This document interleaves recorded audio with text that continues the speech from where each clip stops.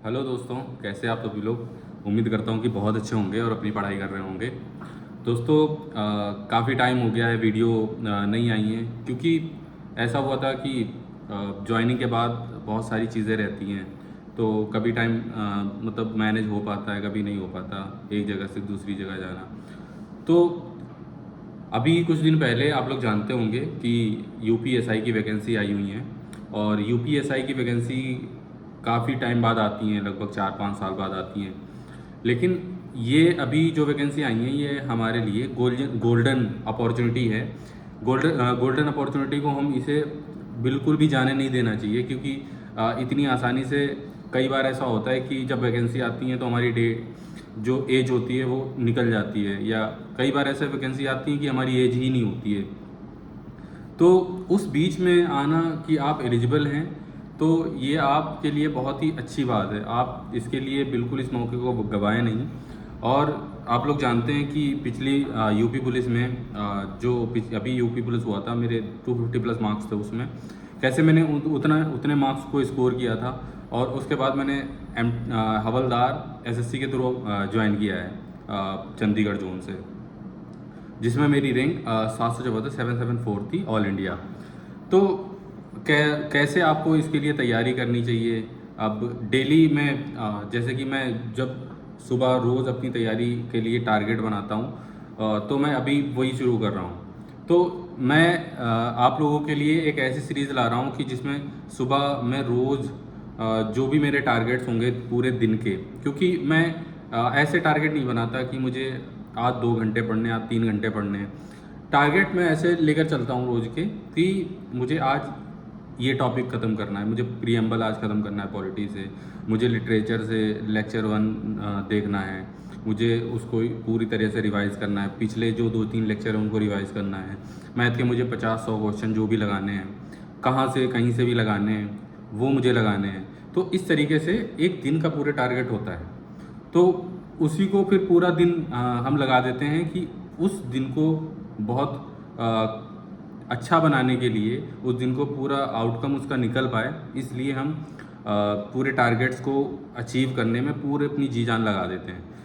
यकीन मानिए, अगर आप उन टारगेट्स का जो हम टारगेट्स बनाते हैं रोज़ के, अगर उन टारगेट्स का 70 से 80% भी अचीव करते हैं रोज़, तो आप एक अच्छी डायरेक्शन में जा रहे हैं। कई बार ऐसा होता है कि हमारे 100% नहीं हो पाते, तो हम डीमोटिवेट हो जाते हैं। डीमोटिवेट नहीं होना है दोस्तों, अब बस उसी को कोशिश करना है कि वही हमारे टारगेट जो हैं वो धीरे धीरे परफेक्शन की तरफ बढ़े। और इनके सोर्सेज जो हैं मैं आपको पहले ही बता दूं, जो हिंदी है वो नवीन शर्मा सर से मैं कर रहा हूं, और जो उनका लेक्चर है पूरा, उसको करने के बाद आदित्य पब्लिकेशन की गाइड वाली बुक आती है हिंदी की, उससे प्रैक्टिस। और उसके बाद मैथ्स आपको जहाँ से अच्छा लगता है आप वहाँ से कर सकते हैं। इनफैक्ट आपको बस एक चीज़ याद रखनी है कि प्रैक्टिस एंड प्रैक्टिस प्रैक्टिस रोज़ करनी है। कम से कम 50 से 100 के बीच के ही क्वेश्चन होने चाहिए। आप बिगिनर हैं तो आप वेरी कर सकते हैं, कि थोड़ा सा स्टार्ट में थोड़ा सा कम लेके चल सकते हैं, या कॉन्सेप्ट अपने पढ़ सकते हैं। लेकिन अगर आप पूरा सिलेबस कंप्लीट है आपका, तो आप मिनिमम 50 से 100 क्वेश्चन के बीच में रोज़ प्रैक्टिस करिए, और हो सके तो उसको मॉक के फॉर्म में करिए ऑनलाइन। टेक्स्ट बुक पे बहुत सारे पेपर पड़े हुए हैं। उसके बाद फिर आती है बात पॉलिटी की। तो पॉलिटी आपको, जैसे आप हिंदी मीडियम से हैं, मेनली हमारे स्टूडेंट्स हिंदी मीडियम से ही होते हैं, तो आप नवीन शर्मा सर से कर लीजिए। नवीन शर्मा सर ने पूरी पॉलिटी पढ़ा रखी है यूट्यूब पे। नायक बैच है, शायद नायक या विनायक बैच है, उसमें पढ़ा रखी है। तो आप वहाँ से कर सकते हैं। और उसके बाद प्रीवियस ईयर क्वेश्चंस देखिए। क्वेश्चंस आपसे धीरे मैक्सिमम जो है वो बनने लग जाएंगे। और उसके बाद आप एक टेक्स्ट बुक से जैसे आती हैं, अगर आपको और ज़्यादा उसमें पॉलिटी में करना है, तो कोई भी टेक्स्ट बुक एक जो ऑथेंटिक है वो कोई भी ले सकते हैं। ऐसा नहीं है कि पार्टिकुलर एक बुक, कोई भी जो बुक आती है पॉलिटी की, वो उससे गो थ्रू कर सकते हैं उससे, ताकि आपका अच्छा सा रिवीजन उनसे हो सके। उसके बाद बाकी सारे सब्जेक्ट, जैसे कि मैं अपने पार्टिकुलर बता दूं, मैंने परमार सर से पॉलिटी की हुई है, पहले कोर्स उनका पढ़ा हुआ था। तो और पूरा जीएस जो है मैं उन्हीं से पढ़ा हूँ। तो मैं और जगहों पे स्विच नहीं कर रहा हूँ क्योंकि मेरा पुराना पड़ा हुआ है और मैं उन्हीं चीज़ों से कर रहा हूँ।